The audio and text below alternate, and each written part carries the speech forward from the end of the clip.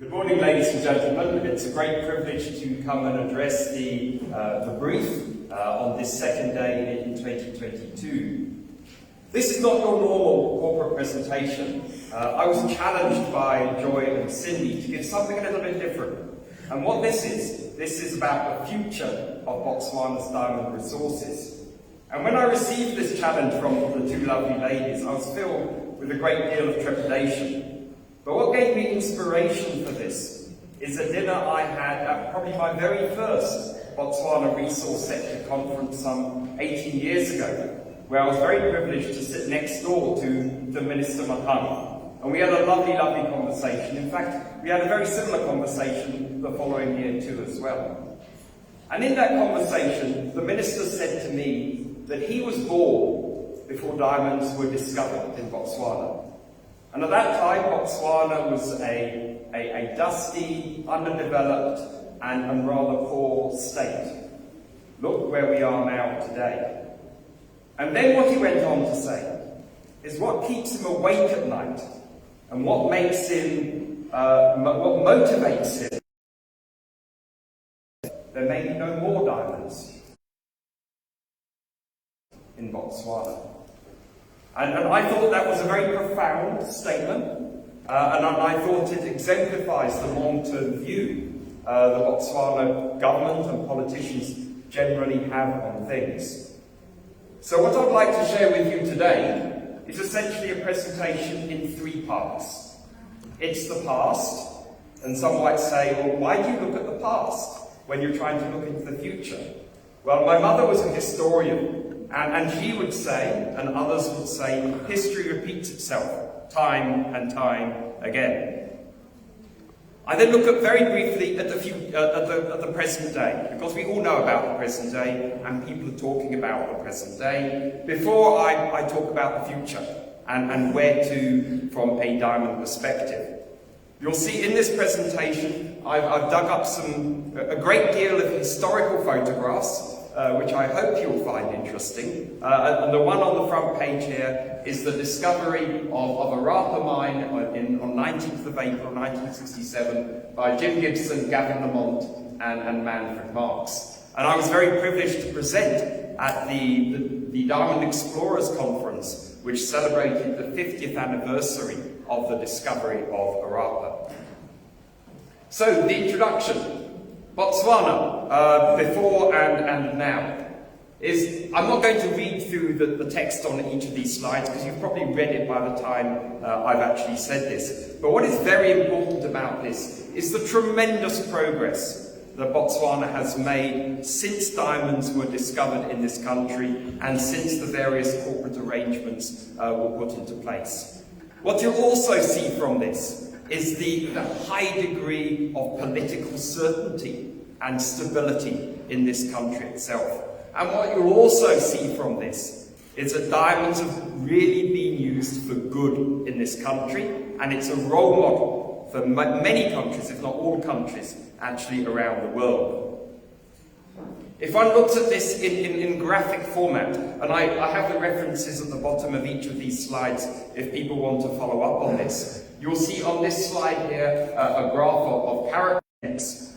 So you'll see from here how closely linked the well-being of Botswana is to diamonds. It's not saying it's all about diamonds, far from it. Now, we've heard at this conference some tremendous work being done in copper.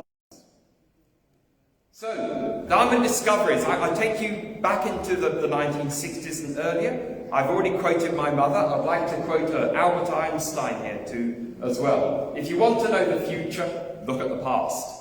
So, let's cast our mind back to the diamond discovery of Rapa. On the right-hand side is a picture of Manfred Marks, which was taken on the 50th anniversary of the discovery of Rapa, holding a rock at the discovery pit. He's still a strong young man, which is absolutely fantastic. But you'll see that the British West Charterland Company in 1896 started exploring here. The next comment there you'll see, and what I want you to give you here is a progression of the timelines. In 1932, one of the most esteemed geologists at that time, Dr. Alex Dutoy, believed diamonds would be discovered in Botswana. And then as you progress down here, you'll see other people's involvement. You'll see the first diamonds were discovered in 1938 near a village called Pitsani. But it was all the way through to 1967 when the first discovery pit at Arapa was made. So it wasn't something that happened overnight. There was a lot of thinking, a lot of hard work. Explorers came and left, explorers came and left. But eventually, after perseverance, innovation and technology at that time, Arapa was discovered. Not so long after that, there was the discovery of Droneng. And this process started around 1962, and where the discovery came from was from bioturbation.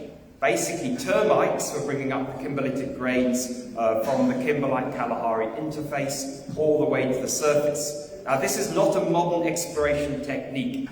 This exploration technique was actually pioneered by the Romans, would you believe, many centuries ago, and it is now being perfected by an explorer called Pangolin Diamonds. But explorers use everything from modern technology through to using the natural environment. And here's the interesting thing, is if you look at the third bullet from the bottom, the first set of drilling missed the kimberlite. You can imagine if there was budget cuts or something like that, Droneng may never have been found at that time. But the explorers persevered, and in 1972, Droneng was made, discovered by Stuart Verco, assisted by Norman Locke, who was very involved with the Geological Survey of Botswana for many years. And now, it's the world's richest diamond mine. These diamond mines would not have had the impact in Botswana if it was not for the formation of Debswana and for the vision of Sir Seretse Khama, which I've made in bold italics here as well. Is let us share any wealth we find underground with the whole nation, irrespective of where it is found. And this groundbreaking coalition between De Beers and the government of the Republic of Botswana to form Debswana has been one of the magnificent success stories around the world, and still is today, and is a model of how things should actually operate, so all stakeholders actually benefit. And although this is not a discovery, this is absolutely critical to the diamonds and Botswana itself. I go on to some of the other discoveries. If I talk about this discovery, Karowe or AK6, I was very involved with this. I was managing director of African Diamonds, the original developer. And some may remember, if you were here at a conference some 16 years ago, the third bullet, where we believed the mine would be profitable, would contain large diamonds, and our partners at that time felt it wouldn't, and it was marginal. But thankfully, we won the court case in the High Court of Botswana, a mining license was granted, African Diamonds was bought out, and the rest is history, which is wonderful. But what I want to highlight from this is that this was rediscovered because of groundbreaking geophysical and drilling technologies. Because in 1969, this kimberlite, when it was discovered, was considered small and uneconomic. But in the advent of newer technologies, around 2004, it was much bigger and larger, and we at that stage had even forecasted the large diamonds taking place. The next discovery, and I do these obviously in kind of consecutive turn, is Gugu, or Gopi, as it was then called. This was one of the only discoveries not made, there were two, not made by De Beers. This was discovered by Falconbridge. It was joint ventured with De Beers, where bulk sampling took place in the 1990s, and I actually led that. And De Beers decided not to actually pursue this. It was sold to Gem Diamonds. Gem Diamonds did a bulk sampling operation, and we had a conditional sale with Gem. Sadly, it's lapsed, as I'm still looking for funders at the moment. So those of you who are in the safety and health area, please don't look too hard at some of these old photographs. These resemble how it was at that time. It was very safe. but maybe not something that would pass muster in today's world. And the only very recent discovery, now this is a very interesting one, is there've been no significant diamond discoveries in Botswana since the discovery of Gugu. So that's a very, very long period of time, with the exception of KX36, which is some 60 kilometers southwest of Hopi in the Central Kalahari Game Reserve. And this was discovered through very, very painstaking, precise work by Petra Diamonds. And this is a very important point. I spoke about the importance of groundbreaking technology. I'm now kind of emphasizing the point about very precise work that needs to be done. This is a kimberlite that has grades of up to 50 carats per 100 tons. So it's a high-grade kimberlite, but more work needs to be done on the diamond side. Botswana Diamonds acquired this from Petra a couple of years ago, and clearly it makes sense to put KX36 and Gugu together as the next kind of diamond mining environment. This is a picture of the elephant rig, which was constructed and run out of Gaborone in operation at KX36. So let's look at reserves and resources. That's the past for you. And I hope I've kind of left you with a couple of themes around innovation, around technology, about precision, around creative thinking. And let me say before I move on to this, that just because people are not being successful now in discoveries, it doesn't mean they won't be in the future. And I use the analogy when I was at university in London. They said that North Sea oil will run out in the next 5 to 10 years. Well, fast forward 37 years, North Sea oil has still got a long, long, long way to go. So, reserves and resources. I draw these out of the Anglo-American website, but don't worry too much about the numbers here. What I want to emphasize here is the life of mine, because that's what is important. Here you see the current life of mine of open pit operations is between 2036 and 2043. That's not long away. We're already on the second half of our diamond mining story in Botswana itself. This is well within the lifetime of the younger folk sitting within this audience. If we look at the published life of mine for Gaborone, this is even less. This is an open cast operation which will finish in 4 years' time. So, what next? What is going to be the future for diamonds in Botswana? Going back to my theme of my presentation, the future of diamond resources in Botswana. Well, the first one is obviously exploration. And sadly, this section is quite a thin section, which shows there's some challenges to be had in Botswana. The first one is the only slide I've taken from my corporate slide. Botswana Diamonds is the most active explorer in Botswana. We're chiefly focused on the Kalahari with KX36. We're still hoping to fund Gugu and other exploration projects. And if I take from what His Excellency the President said last week at the Cape Town Mining Indaba on Monday, he also said that the Kalahari is the last frontier in Botswana for exploration, not just diamonds, but for copper and many other base metals and other minerals which actually may be present here. Another company which is very active in Botswana is Pangolin Diamonds. This is a TSXV company, whereas Botswana Diamonds is a London AIM and Botswana Stock Exchange listed company. And they're chiefly involved in looking at new targets and old discoveries in the Arapa area. They haven't been as active as they normally have been, and that just shows the challenges with raising funds for diamond exploration. The third company, which is active in South Africa, in Botswana, is Sodila Resources, also listed on the TSXV, and they're chiefly looking at the BK16 kimberlite pipe, which is low grade, but has the potential to produce very large diamonds. And they've got to that typical point which explorers get to, where they've done the hard work of finding, refinding the kimberlite, doing the preliminary evaluation, but they have to go into bulk sampling to produce 500 carats for resource estimation. And to produce 500 carats from a deposit like this would cost many millions, often well in excess of the market cap of the company itself. So who else is exploring in this country? Well, if you go to the Geological Survey, you'll find there are many private companies which hold licenses. Now, because they're private licenses, I can't really make any comment as to whether they're exploring or not. And of course, De Beers are exploring too in this country, but because it's part of Anglo-American and it's not public information, I also can't make a comment in terms of where they are exploring. Aside from the fact I did find one quote from a De Beers report in 2014 that they felt that Botswana remains one of the most prospective countries in the world for diamond exploration, which we fully endorse.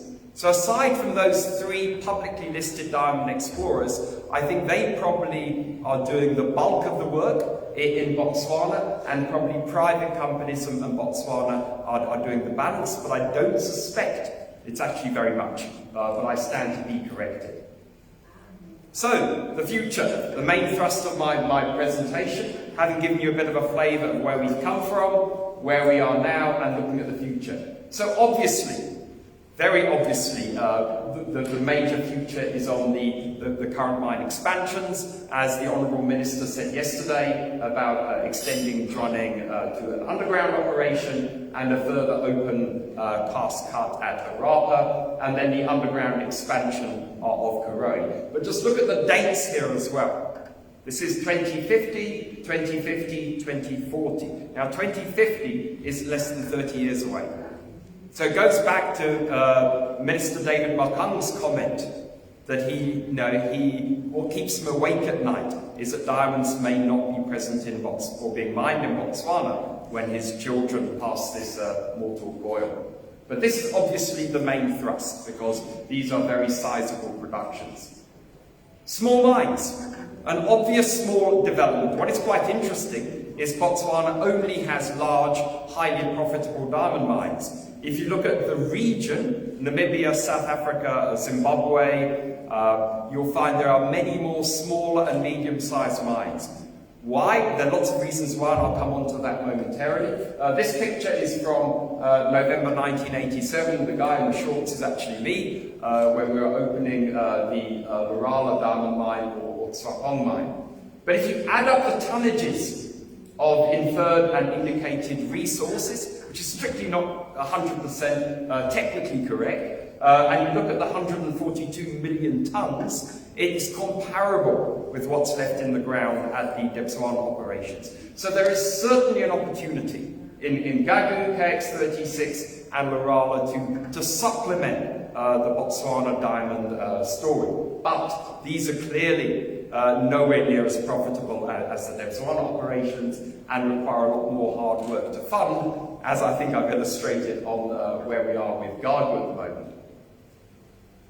The future technical.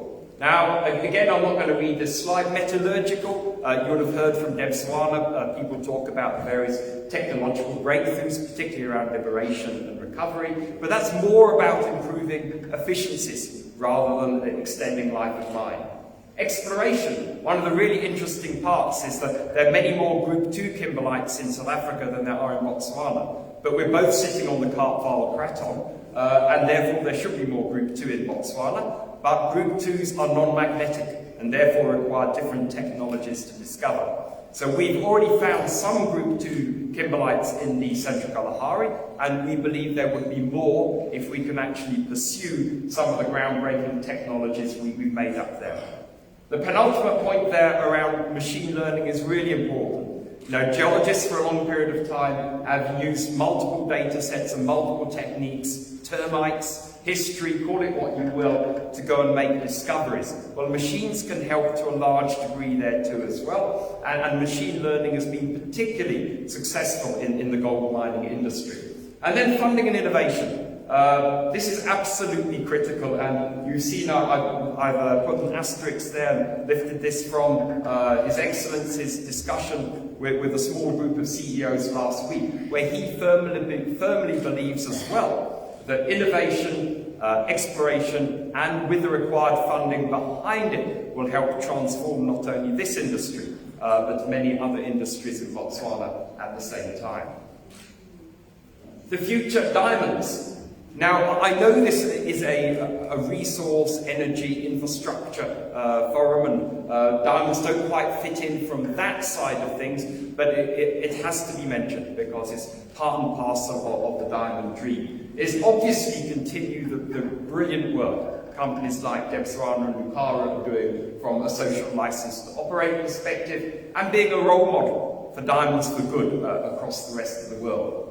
Expanding downstream, that's obviously important. It's always important for governments who actually raise this, but it's nowhere near as big an employer as it is for mining itself, and it's nowhere near as large a cash generator as mining is. But it's an important addition. The penultimate point here is the greatest gems are the people. I think that's been raised many times. Is Botswana should almost be a net exporter of diamond skills to South Africa, Zimbabwe, Canada. I was going to say Russia, but not, hopefully in 6 months' time things will be easy to Russia and wherever you are. And very interestingly, I lifted the last comment from an interview with the managing director of Botswana on CNN in April, listening early one morning, that the De Beers retail store is actually doing very well in Botswana, which is fantastic. I know how many high net worth individuals you have in this country, so of course, selling diamonds within a diamond producing country is really important. And then the final slide on possible ideas in going into the future is that from a diamond market perspective, the supply-demand fundamentals remain very, very strong. Now, people often talk about the threat of synthetics, but do you really want to start a long-term relationship on the back of something which is artificial? The answer is no. And the rest of the world certainly believes that as well. So there is a still strong supply-demand fundamentals for the natural diamond industry. Botswana remains a highly attractive investment destination. It was #1 on the Fraser Institute for many, many years. It sadly slipped down to #4. But listening to the President and Honourable Minister last week, they have every intent on reclaiming back the first spot, which is fantastic. What that means to investors is security of tenure and political certainty are absolutely critical, and Botswana remains a standout performer for that, and a great destination for an investment dollar. So what can be done to actually, aside from what I've actually spoken about already, what everybody else is actually doing? Here's an interesting question. How much Botswana money goes into diamond exploration? This is something which has formed the very basis of the country we live and work in, provides a huge amount for GDP, etc. Answers on a postcard. It's quite an obvious answer, by the way. It's 0. So the Botswana institutions are not investing in the diamond future of Botswana. They're preferring to invest in energy, shopping malls, copper, and those good things. But without diamonds, will Botswana be what it is actually today? And the President mentioned last week as well, he is looking at doing things like flow-through shares and local incentivization to allow more local involvement in exploration and more local funding to come into it. And then something which prevents to a large degree some of the small and medium-sized operations going into production is possibly a replacement of the 10% royalty with corporate taxes or with a change in equity. Those things are being looked at, and in my view, those things are very important to basically put those small and medium-sized mines into operation. And then very finally, emergence of new business incubator models. I was having a chat to a young Botswana entrepreneur yesterday about how do you actually incubate new exploration models. Well, you need a mix of funding, expertise and governance. And sadly, there are none of these kind of incubator models present in Africa, and maybe Botswana can take a lead there. And ultimately, different operating models. Going into the future, you can't continue doing what you've done in the past, but companies such as Botswana Nukara, Botswana Diamonds, etc., will actually possibly have to start look at different operating models to make things work. And my final statement is almost like a call to action. It goes back to my dinner with Honourable Minister David Makang some 18 years ago. My kind of strapline is Diamonds 2067 and target 100 years of diamonds in Botswana. Thank you very much, ladies and gentlemen.